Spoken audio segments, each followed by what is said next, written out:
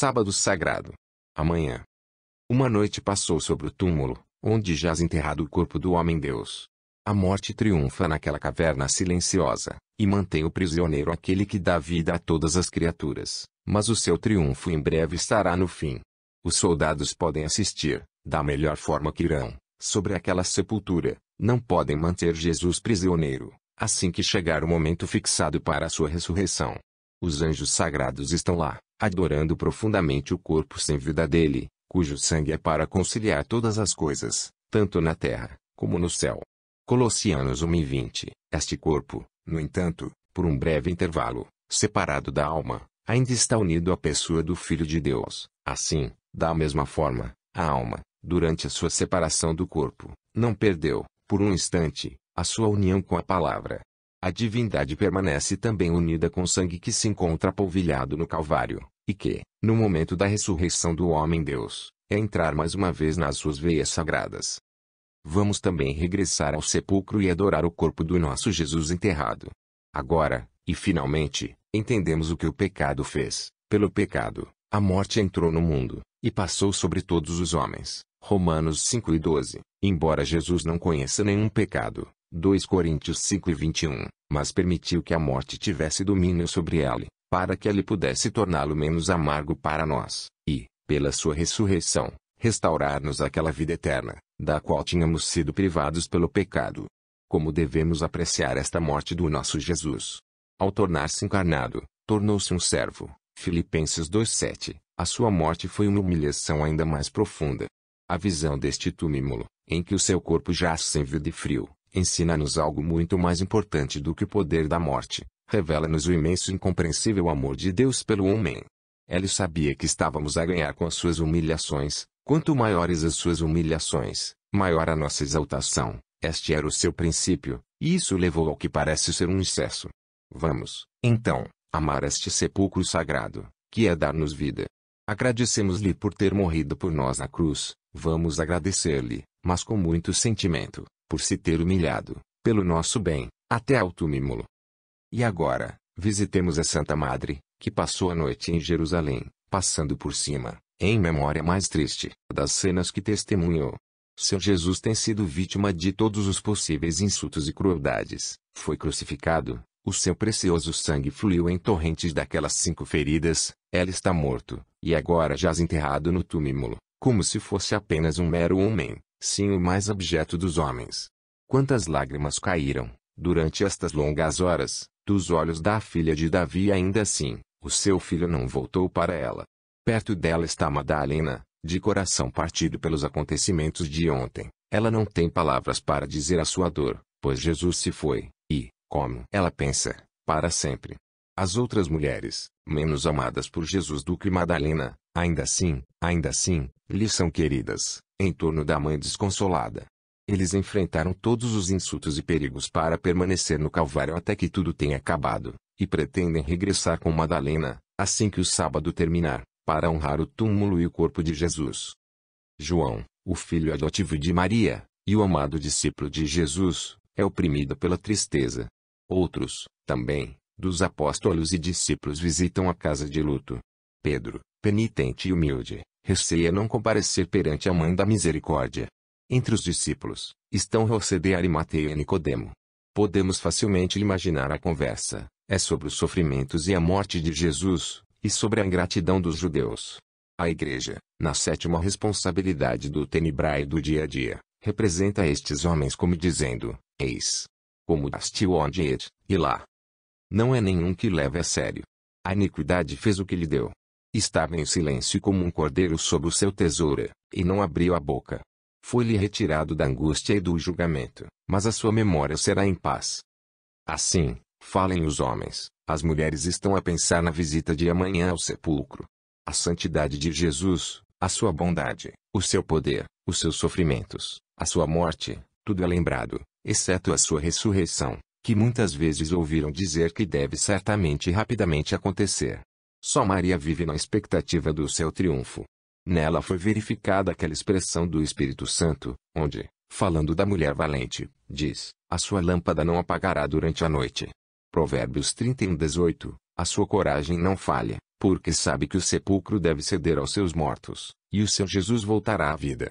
São Paulo diz-nos que a nossa religião é vã, a menos que tenhamos fé no mistério da ressurreição do nosso Salvador. Onde estava esta fé no dia a seguir à morte de nosso Senhor? Só num coração, e aquilo era da Mary. Como foi o seu ventre casto, que tinha mantido dentro dela ele, a quem o céu e a terra não podem conter. Por isso, neste dia, pela sua firme e inabalável fé, ela retoma dentro de si toda a igreja. Quão sagrado este sábado, que, apesar de toda a sua tristeza, é um dia de glória para a mãe de Jesus. É por esta conta que a igreja consagrou a Maria no sábado de cada semana. Mas está na hora de reparar a casa de Deus. Os sinos ainda estão em silêncio, a nossa fé deve falar conosco, e fazer-nos ansiosos para ajudar nos grandes mistérios, que a liturgia está prestes a celebrar. Certamente, o sentimento cristão deve estar morto neles que podem estar voluntariamente ausentes da sua igreja numa manhã como esta. Não pode ser que nós, que temos acompanhado a celebração dos mistérios da nossa religião até agora, possamos sinalizar agora, e perder as graças do magnífico serviço desta manhã. Foi a prática da igreja, e que tinha sido transmitida desde os primedificados, que o sacrifício da missa não deveria ser oferecido nem ontem nem a dia.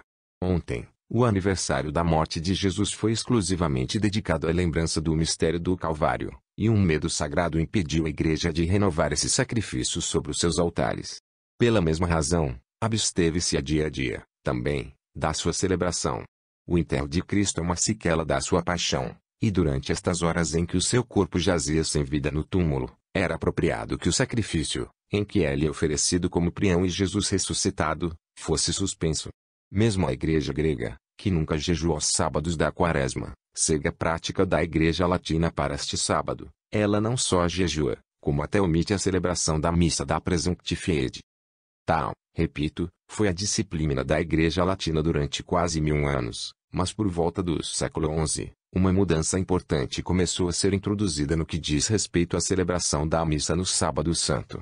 A missa que, até agora, tinha sido celebrada durante a noite anterior ao domingo de Páscoa, começou então a ser antecipada, no sábado, mas sempre foi considerada como a missa da hora da ressurreição de Nosso Senhor, e não como a missa do Santo Sábado. Os relaxamentos, que tinham sido introduzidos no que diz respeito ao jejum, foram a ocasião desta mudança na liturgia. Nas primeiras eras, os fiéis assistiram a toda a noite na igreja, à espera da hora em que Nosso Senhor se ressuscitou do túmulo. Eles também ajudaram na administração solene do batismo aos catechumens, que tão sublimemente expressou a passagem da morte espiritual para a vida da graça. Não houve outra vigília durante todo o ano, que foi tão solenemente observada como esta, mas perdeu uma grande parte do seu interesse, quando a necessidade de batizar adultos foi removida pelo cristianismo tendo triunfado, independentemente de ter sido pregada. Os orientais têm mantido a antiga tradição até hoje, mas, no Ocidente, datado do século XI, a missa da hora da ressurreição tem sido gradualmente antecipada, até que tenha sido trazida até a manhã do Santo Sábado. Durandus de Menda, que escreveu seu Racional dos Ofícios Divinos, no final do século XIII, diz-nos que, no seu tempo, havia muito poucas igrejas que observavam o costume primitivo, mesmo estas logo se conformavam com a prática geral da igreja latina. Como resultado desta mudança, existe uma aparente contradição entre o mistério do Santo Sábado e o serviço divino que se celebra sobre ele. Cristo ainda está no túmulo, e no entanto estamos a celebrar a sua ressurreição. As horas que precedem a missa são tristes, e antes do meio-dia, a alegria paschal terá enchido os nossos corações. Conformar-nos com a presente ordem da Santa Liturgia, entrando assim no espírito da Igreja, que pensou ser apropriado dar aos seus filhos uma antevisão das alegrias da Páscoa. Daremos uma visão geral do serviço solene, no qual iremos assistir. Depois, vamos explicar cada porção, como vem. O grande objeto de todo o serviço de todos os dias, e o centro para o qual cada uma das cerimônias converge, é o batismo dos catechumens. Os fiéis devem manter isto incessantemente à sua frente, ou ficarão em perda como compreender ou lucrar com a liturgia de hoje. Em primeiro lugar, há a bênção do novo fogo, e o incenso. Isto é seguido pela bênção da vela paschal. Imediatamente depois disto, são lidas as 12 profecias, que têm referência aos mistérios do serviço de hoje. Assim que as profecias terminam, forma-se uma procissão para o batistério, e a água é abençoada. A questão do batismo assim preparada, os catechumens recebem o sacramento da regeneração. A confirmação é então administrada pelo bispo. Imediatamente depois disto, o santo sacrifício é celebrado em honra da ressurreição de Nosso Senhor, e os neopíteos participam dos mistérios divinos. E finalmente, o alegre gabinete da véspera entra, e traz a um fim o serviço mais longo e mais difícil da liturgia latina. A fim de ajudar os nossos leitores a entrar plenamente no seu espírito, vamos recuar 1000 anos, e imaginar-nos a celebrar esta solene véspera da Páscoa numa das antigas catedrais da Itália, ou da nossa própria terra. Em Roma, a estação fica em São João Laterã, a mãe e senhora de todas as igrejas. O sacramento da regeneração é administrado no batistério de Constantino. A visão destes veneráveis santuários leva-nos de volta ao pensamento para o século IV. Lá, todos os anos, o batismo sagrado é conferido a alguns adultos, e uma numerosa ordenação adiciona a sua própria pompa sagrada deste dia, cuja liturgia, como acabamos de dizer, é a mais rica de todo o ano. Igual. A vela pascal. O sol está se pondo, e nossa terra em breve estará coberta na escuridão. A igreja forneceu uma tocha, que espalhará sua luz sobre nós durante toda esta longa vigília. É de um tamanho incomum. Fica sozinho, e é de uma forma de pilar. É o símbolo de Cristo. Antes de ser iluminado, o seu tipo bíblico é o pilar de uma nuvem, que escondeu os israelitas quando saíram do Egito. Sob esta forma, é a figura de Nosso Senhor, quando deitado sem vida no túmulo. Quando iluminado, devemos ver nele tanto o pilar do fogo, que guiou o povo de Deus, e a glória de nosso Jesus ressuscitou da sua sepultura. A nossa Santa Mãe, a Igreja, faria com que amá-lo entusiasticamente este símbolo glorioso, e nós fizesse os seus louvores em toda a magnificência da sua eloquência inspirada. Já no início do século V Papa St. Zosimus estendeu-se a todas as igrejas da cidade de Roma, o privilégio de abençoar a vela pascal, embora o batismo não tenha sido administrado onde, mas no batistério de São João Laterano. O objetivo desta concessão era que todos os fiéis pudessem partilhar as impressões sagradas que tão solenes um rito se destina a produzir. Foi pela mesma intenção que, mais tarde, todas as igrejas, apesar de não terem fonte batismal, foram autorizadas a ter a bênção da vela pascal. O diácono proclama a solenidade da Páscoa ao povo, enquanto entoa os louvores deste objeto sagrado, e enquanto celebra a glória de Ele, cujo emblema torna-se o arauto da ressurreição. O altar, o santuário, o bispo, todos estão na cor sombria do rito quaresmal, o diácono por si só investido em branco. Noutras alturas, ele não se atrevia a levantar a voz como agora vai fazer, no tom solene de um prefácio, mas esta é a véspera da ressurreição, e o diácono, como nos dizem os intérpretes da liturgia, representa a Madalena e as santas mulheres, a quem Nosso Senhor conferiu a honra de ser o primeiro a conhecer a sua ressurreição, e a quem deu a missão de pregar aos próprios apóstolos, que tinha ressuscitado dos mortos, e que os encontraria na Galileia. Igual. À noite. A descrição que temos vindo a dar das magníficas cerimônias do batismo. Voltemos a pensar, pois a hora da sua ressurreição ainda não chegou. Dediquemos alguns momentos a meditar sobre o mistério dos 3 dias, durante os quais a alma do nosso Redentor foi separada do seu corpo. Fomos, esta manhã, visitar o túmulo, onde jaz o nosso Jesus enterrado. Adoramos aquele corpo sagrado, que Madalena e os seus companheiros se preparam para honrar, ungindo no início do dia. Agora vamos oferecer o tributo da nossa profunda adoração à alma do nosso Divino Mestre. Não é no túmulo, onde está o seu corpo. Vamos segui-lo até ao local onde vive durante estas horas de separação. No centro da terra, há 4 regiões imensas, nas quais ninguém pode entrar, só pela revelação divina é que sabemos da sua existência. O mais longe de nós é o inferno dos condenados, a morada assustadora onde Satanás e os seus anjos e os reprovados sofrem tormentos eternos. É aqui que o príncipe das trevas está sempre a formar as suas conspirações contra Deus e as suas criaturas. Mais perto de nós está o limbo onde são detidas as almas das crianças, que partiram deste mundo antes de serem regeneradas.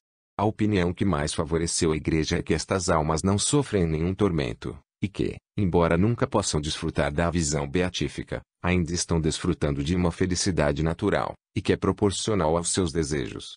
Acima da morada destas crianças, está o lugar de expiação, onde as almas, que partiram desta vida em estado de graça, se purificam de quaisquer manchas de pecados menores, ou satisfazem a dívida do castigo temporal ainda devido à justiça divina.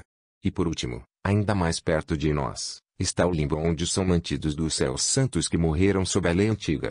Aqui estão os nossos primeiros pais, Abel, Noé, Abraão, Moisés, Davi e os profetas, os gentes justos, como que grande santo da Arábia, Jó, e aquelas personagens sagradas que estavam intimamente ligadas a Nosso Senhor, como Joaquim e Ana, os pais da sua abençoada mãe, José, o seu cônjuge e o seu próprio pai adotivo, e João, o seu precursor, juntamente com seus pais sagrados, Zacarias e Isabel.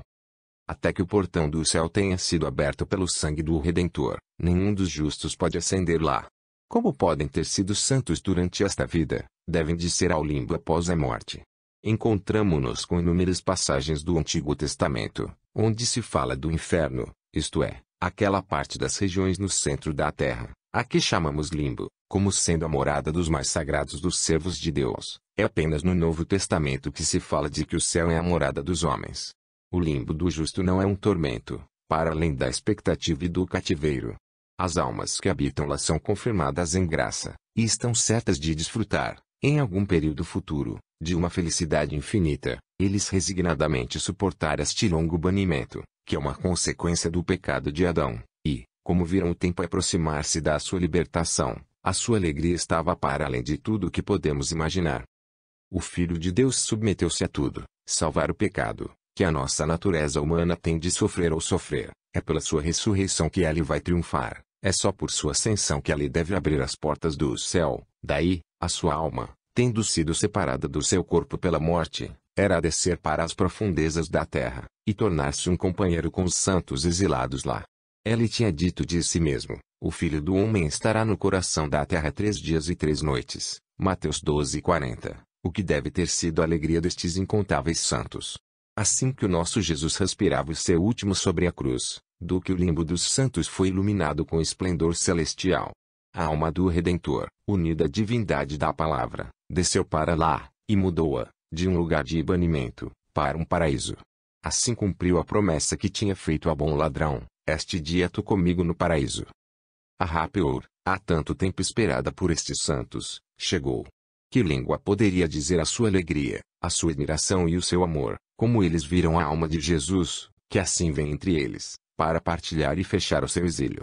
Ele olha complacentemente para este número incontáveis dos seus eleitos, este fruto de 4.000 anos da sua graça, esta parte da sua igreja comprada pelo seu sangue, e a que os méritos do seu sangue foram aplicados pela misericórdia do seu Pai eterno, mesmo antes de ser derramado no Calvário. Vamos que, na nossa partida deste mundo, subamos a ele, que foi preparar um lugar para nós no céu. João 14:2. Vamos felicitar alegremente estes nossos antepassados sagrados. Vamos também adorar a condescendência do nosso Emanuel, que se digna a passar estes 3 dias no coração da terra, para que ele possa santificar todas as condições da nossa natureza, e assumir-se mesmo o que era apenas um estado transitório da nossa existência. Mas, o Filho de Deus teria esta visita às regiões sob a nossa terra para ser uma manifestação do seu poder soberano. A sua alma não desce, é verdade, para o inferno de Satanás, mas fez com que o seu poder seja sentido lá. O príncipe deste mundo é agora forçado a dobrar o joelho e humilhá-lo a si mesmo. Filipe 2:10. Neste Jesus, a quem instigou os judeus a crucificar, agora reconhece o Filho de Deus. O homem é salvo, a morte é conquistada. O pecado está esfazado. Doravante, não é ao seio de Abraão, mas ao próprio céu, que as almas dos justos perfeitas ascendam, lá para reinar, juntamente com os anjos fiéis, com Cristo a sua cabeça divina. O reinado da idolatria deve estar no fim. Os altares, onde os homens ofereceram incenso a Satanás, devem ser destruídos.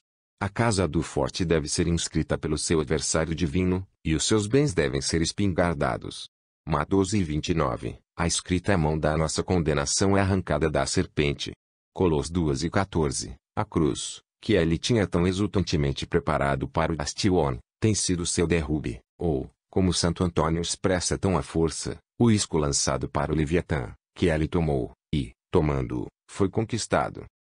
A alma de nosso Jesus faz sentir a sua presença também pelos justos que habitam na morada da expiação.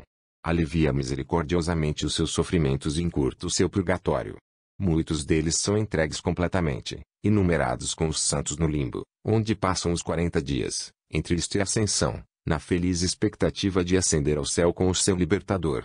Não é contrário aos princípios da fé, supor, como vários teólogos aprenderam, que a visita do homem-deus ao limbo foi uma fonte de bênção e consolação à morada de crianças não regeradas, e que depois receberam uma promessa, de que chegaria um momento em que deveriam ser reencaminhados aos seus corpos, e, após o dia do juízo final, ser colocado numa terra mais feliz do que aquela em que a justiça divina os mantém agora cativos.